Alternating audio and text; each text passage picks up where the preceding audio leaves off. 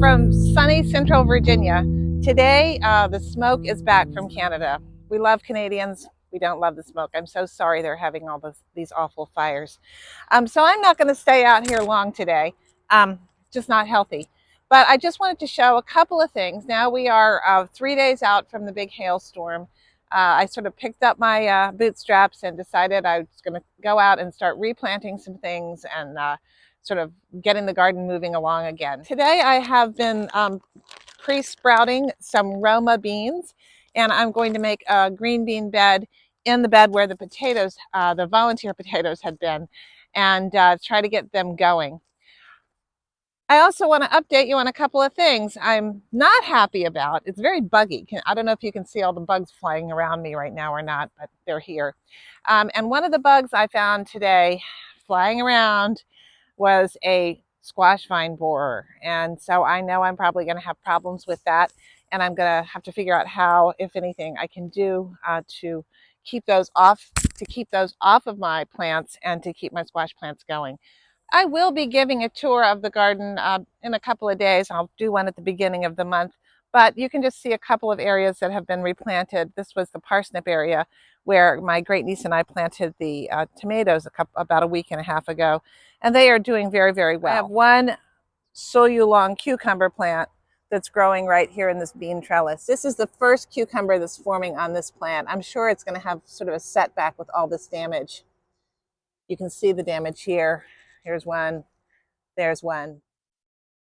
Yesterday, I did come out and I did do a couple of little plantings, and that included some tomato seeds that went in here and some basil seeds. There is already a marigold plant growing here. Just gonna part the mulch. I want to keep this bed as covered as possible, because it really helps to hold the moisture in. And as these plants fall in or begin to sprout, I will close the mulch in around them. All right, let's see what we can do with these Romas. I do want to leave myself a little space to be able to get in here. Oh my gosh. One just never knows what you're going to find. Here's another red Norland potato. Well, we're having potato palooza here this year, and no one in my household is complaining. Sandy, if you're watching, I think there might be some potatoes coming your way. Oh, hi, little worm. Don't want to bother you. Oh, goodbye, grub. You're out of here. Look, another volunteer potato. Okay, let's see if we can get a row of beans planted here quickly. I pre-sprouted these. Most of them are pre-sprouted, or at least moisten them up. I'm going to plant these about 1.5 inches deep because it is getting hot. I'm putting them about 3 inches apart and hoping they all sprout. My experience with these Roma beans, I've planted them now for 2 years. And my experience is that they, once they get going, they're a little slower. But once they get going, and producing it, as long as you keep picking them, they'll produce for a pretty good long while. All right, so that is the first. Hello, little earthworms. There's some nice looking earthworms in here.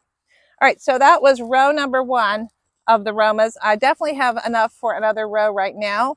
And then I'll probably even have some for a row beyond that. Okay, so let's see if we can go ahead and get a second row of beans planted. All right. 1, 2, 9, 10. Oh, I am going to have enough for another row. That's excellent. I'll just cover this up so they don't dry out. Back in the shade. Well, I managed to get 3 rows of the Roma beans planted. That's good.